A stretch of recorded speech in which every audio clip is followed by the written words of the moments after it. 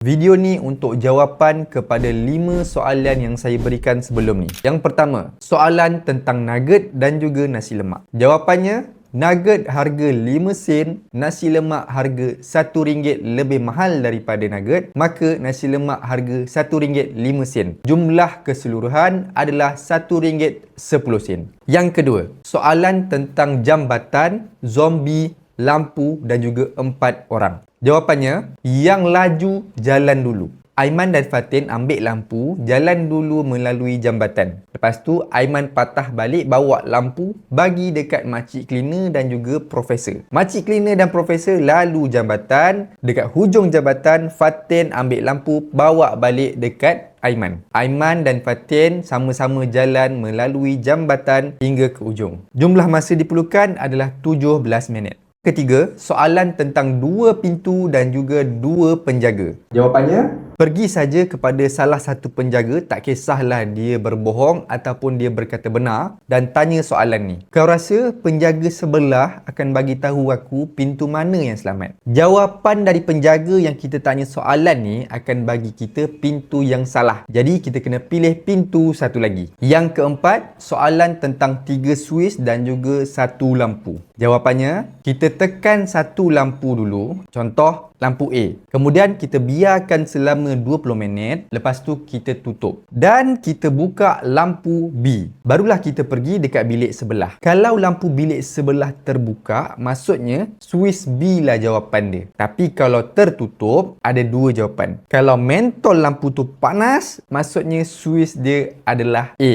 Kalau mentol dia sejuk, maksudnya suis lampu tu adalah suis C. Yang kelima, soalan yang terakhir iaitu tentang 2 tali yang dibakar untuk dapatkan masa 45 minit. Jawapannya, 2 tali ni kita bagi namalah A dan B. Bakar tali A pada dua-dua hujung. Pada masa yang sama, kita bakar tali B pada satu hujung saja. Bila tali A dah habis terbakar, maksudnya 30 minit telah berlalu. Kita cepat-cepat bakar dekat satu lagi hujung tali B.